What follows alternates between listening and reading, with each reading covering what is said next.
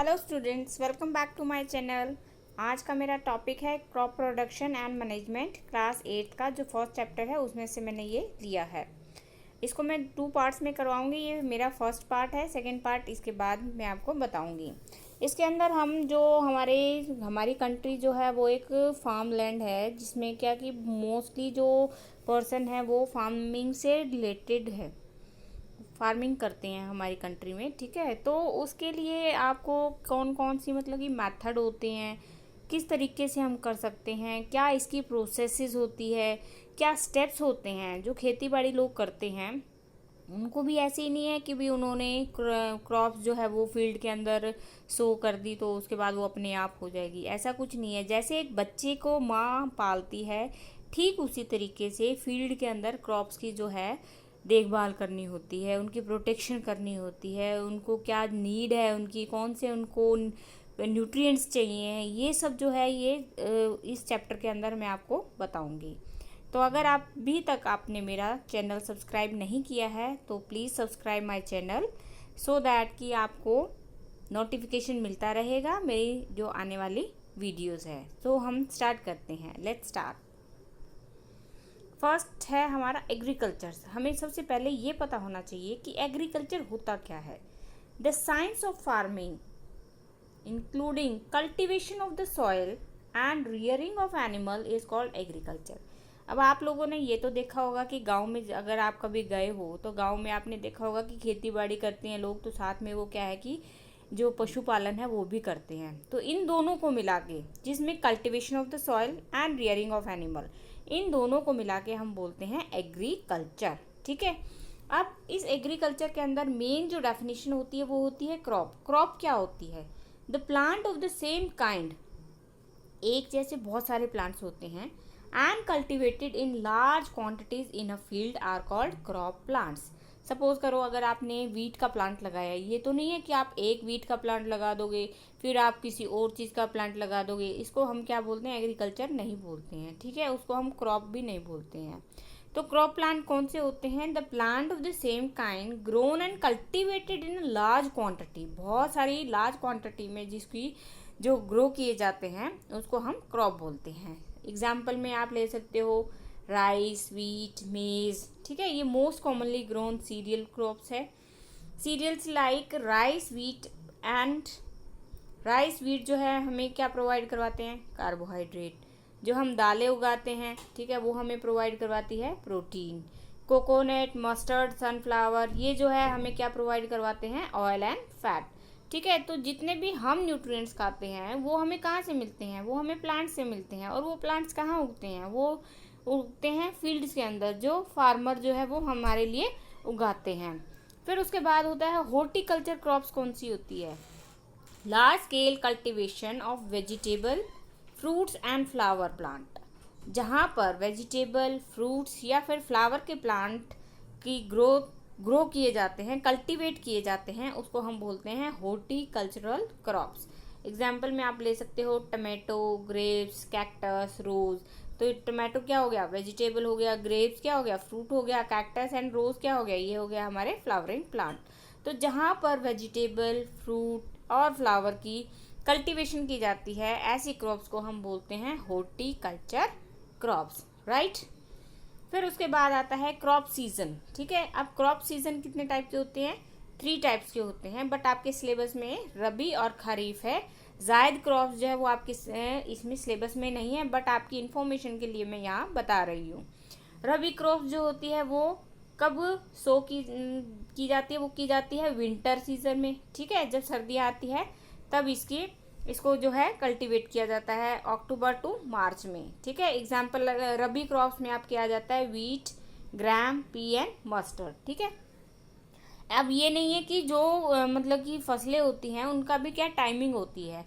कुछ फसलें ऐसी होती है जो सर्दियों में बोई जाती है, कुछ ऐसी होती है जो गर्मियों में बोई जाती है। इनकी अब जो सर्दियों में बोई जाएगी उनकी कटिंग कब होगी? गर्मियों में जाकर होगी। जो गर्मियों में बोई जाएगी उनकी कटिंग कब होगी? सर्दियों में जाकर होगी। तो रबी क्रॉप जो है वो आपकी विंटर में उगाई जाती है और ये इसका टाइमिंग है अक्टूबर टू मार्च। मार्च में देखो गर्मियाँ जो है वो एंडिंग में हो रही होती है। तो वीट जो है हम देखते हैं कि भी वो वैसाखी जो मनाते हैं पंजाब में, तो वो फसलें काटते हैं, तो वो जो त्योहार जो मनाया जाता है वो हमें ये बताता है कि अब जो फसलें हैं पक चुकी है, अब आप उनको काट सकते हो।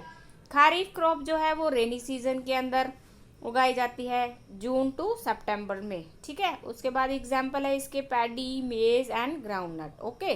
जायद क्रॉप जो होती हैं grown in some part of the country during March to June, मार्च से लेकर जून तक के बीच में ये क्रॉप जो है उगाई जाती है। और इसमें मोस्टली क्या है कि जो आपकी वेजिटेबल्स प्लांट होती है वो आ जाती है, pumpkin, watermelon and cucumber etcetera, ठीक है। जायद क्रॉप जो है वो एक्सेप्शनल है, ये आपके सिलेबस में नहीं है, ठीक है। आपके सिलेबस में है रबी एंड खारिफ क्रॉप्स, ठीक है। ये क्या है, क्रॉप सीजन्स है, ठीक है। उसके बाद है एग्रीकल्चरल प्रैक्टिसेस। अब एग्रीकल्चरल प्रैक्टिसेस जैसे एक बच्चे को, जब बच्चा पैदा होता है तो उसके बाद उसकी देखभाल करने के लिए कौन कौन से स्टेप होते हैं, तो जिससे क्या है कि वो ग्रोथ करता है, ऐसे ही क्रॉप प्लांट जो है उनको भी ये सब चीज़ों की ज़रूरत होती है। तो सबसे पहला स्टेप्स कौन सा होता है, प्रिपरेशन ऑफ सॉइल, ठीक है।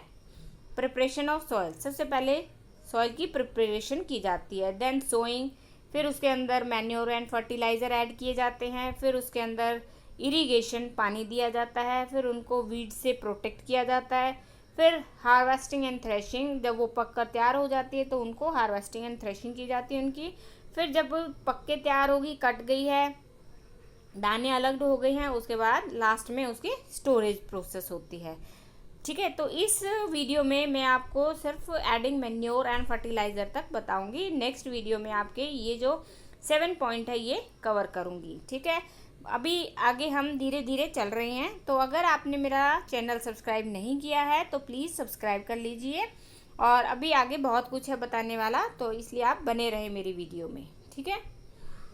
Preparation of soil, this is the first step, ठीक है। अगर ये फर्स्ट स्टेप सही नहीं होगा तो आपकी क्रॉप्स जो है वो भी अच्छे से ग्रो नहीं कर पाएगी। इसमें आता है आपका टाइलिंग एंड प्लोइंग।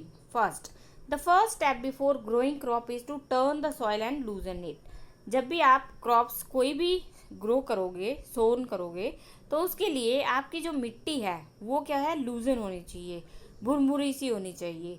तो इसके लिए, जब ये करने के लिए आप एक पहले वुडन और आयरन का जो है एक प्लो बनाया जाता था, जिससे क्या है कि हल की तरह उसमें लगा के आगे एनिमल को बांध देते थे, उसके बाद फिर वो जो है सॉइल को लूजन किया जाता था, ठीक है। बट आजकल जो है ये ट्रैक्टर के थ्रू जो है, ट्रैक्टर के साथ कल्टीवेटर जो है ऐड कर दिया जाता है, जिससे क्या है, काम क्या है कि टाइम की बचत हो गई है और काम जो है वो जल्दी हो जाता है।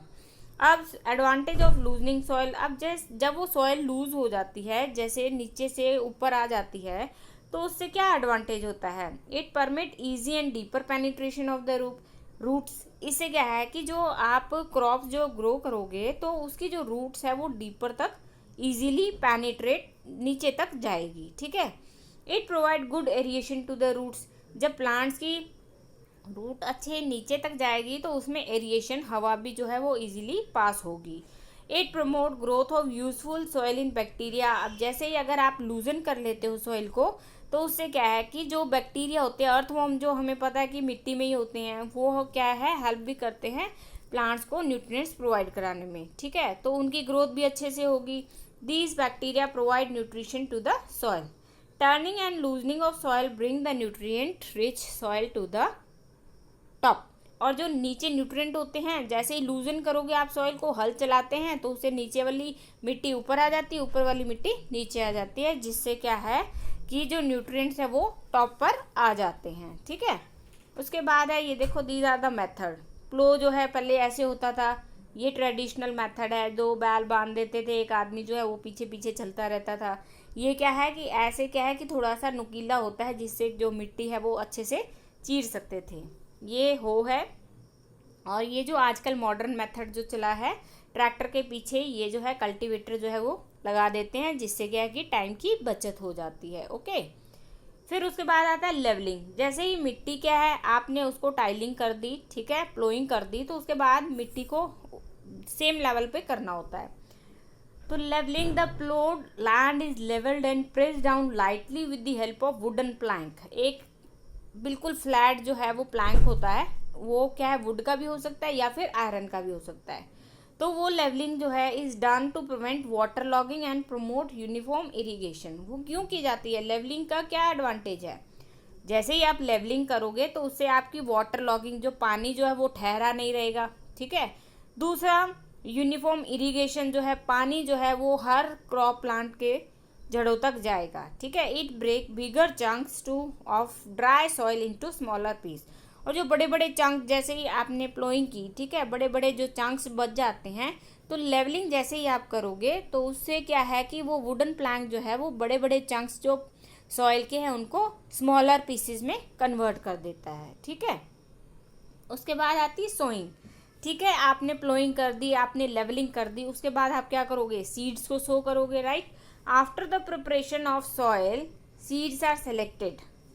आपने सॉइल की प्रिपरेशन कर दी, ठीक है, तो सेकंड स्टेप क्या होगा, सीड आपने डालने हैं उस फील्ड के अंदर।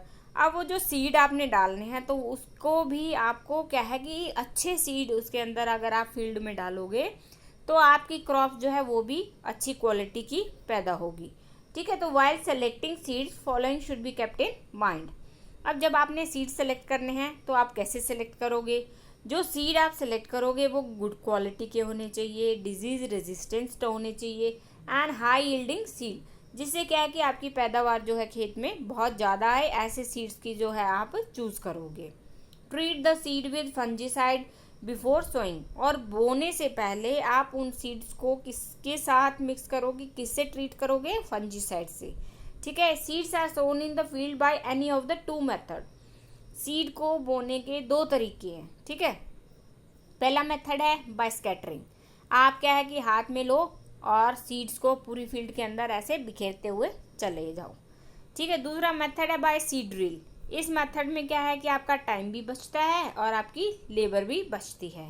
Seeds are placed in the seed bowl. एक सीड बाउल होता है ऐसे इस टाइप का, कीप टाइप का होता है, इसके अंदर क्या है कि सीड डाल देते हैं और ये जब ट्रैक्टर या फिर जो बैल वगैरह होते हैं उसके पीछे लगा होता है, जैसे ये चलेंगे बैल आगे, धीरे धीरे वो सीड्स जो है वो इस कीप के थ्रू जो है वो मिट्टी के अंदर डलते जाएंगे। एज द प्लो मूव, जैसे ही प्लो मूव करेगा it make furrow in the soil and seeds are सोन।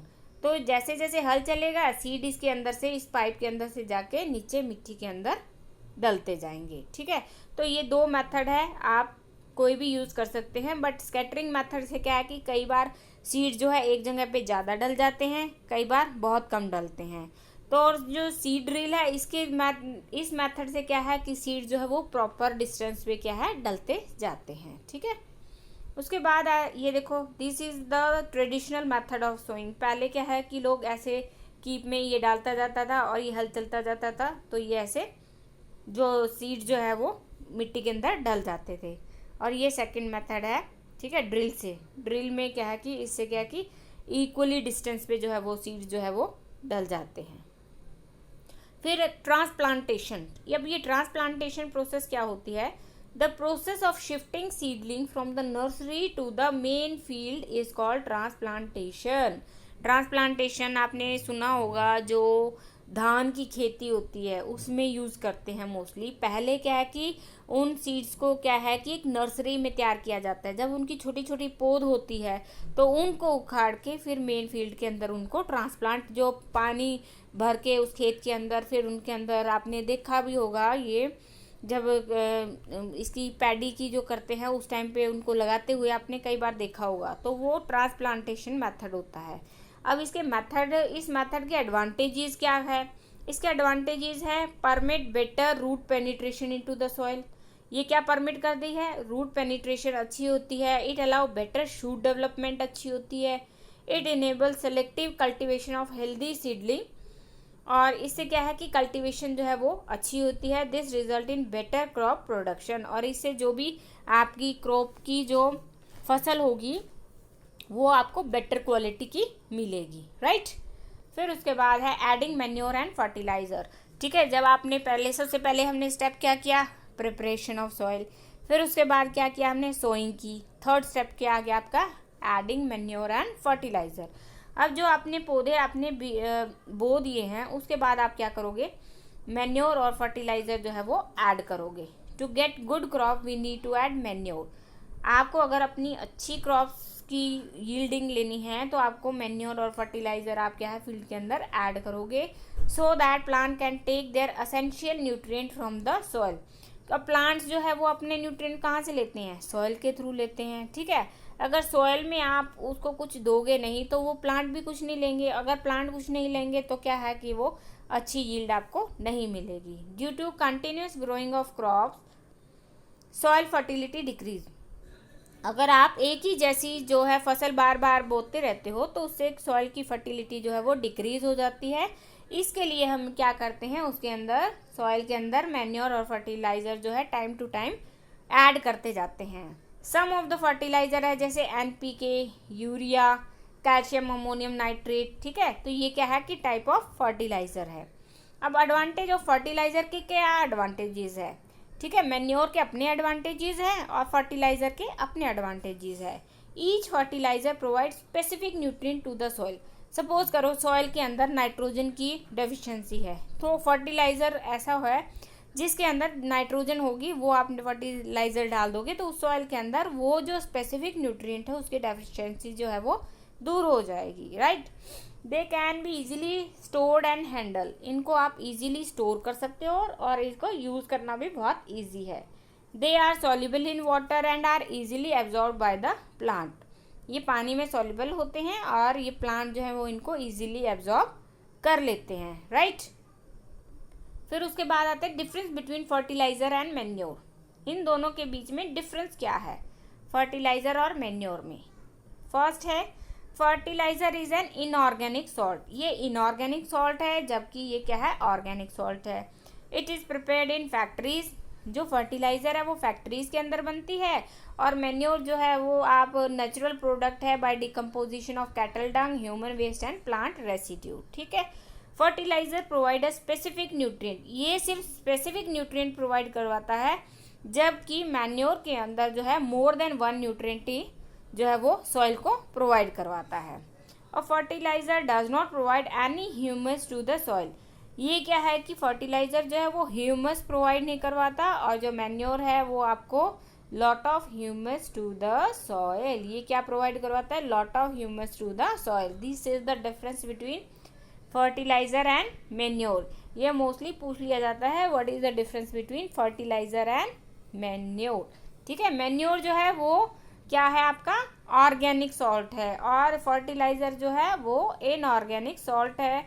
ये फैक्ट्रीज में बनते हैं। मैन्योर को आप कहीं पे भी गड्ढा खोदो, उसके अंदर काऊ का डंग, ह्यूमन वेस्ट या फिर जो कूड़े कचरा किचन का जो भी वेस्ट मटेरियल है वो डालो, उसको दबाओ और उससे आपका क्या है कि 1 महीने के बाद मैन्योर जो है वो तैयार हो जाएगी। अब एडवांटेज ऑफ मैन्योर, जो आपने मैन्योर बनाई है उसके क्या क्या एडवांटेजेस है। It is considered better than fertilizer in many way, like it improve the texture of soil. ये सॉइल का क्या इम्प्रूव कर देती है, टेक्सचर इम्प्रूव कर देती है। It increase the number of friendly microbes. ये क्या है कि जितने हमारे अर्थ की जो सॉइल के अंदर अर्थवॉर्म होते हैं या छोटे छोटे जो कीड़े प्रेजेंट होते हैं सॉइल के अंदर, उनके जो नंबर है उनको इंक्रीज कर देती है। It increase the water holding capacity of the soil. Soil की वाटर होल्ड करने की कैपेसिटी को इंक्रीज कर देती है। It make the soil porous. Soil को क्या है कि भुरभुरी सी बना देती है। Due to which exchange of gases become easy. जिससे क्या है कि अब ये तो आप सबको पता है कि भी जो मिट्टी होती है उसके अंदर भी एयर प्रेजेंट होती है, ठीक है। अगर जब तक आप उसको क्या है कि भी कुछ ऐड नहीं करोगे, मैन्योर वगैरह अगर आप ऐड नहीं करोगे तो उसके अंदर जो एक्सचेंज ऑफ गैसेस है वो प्रोसेस जो है वो स्लो हो जाती है, ओके। उसके बाद ये तो मैंने आपको बताया है, 3 स्टेप मैंने इसमें डिस्कस किए हैं आपके, preparation of soil, sowing and adding manure and fertilizer. इसके बाद के जो टॉपिक है, जो स्टेप्स है, वो मैं नेक्स्ट वीडियो में आपको बताऊंगी। Till then goodbye, thank you, subscribe my channel, like and share my video.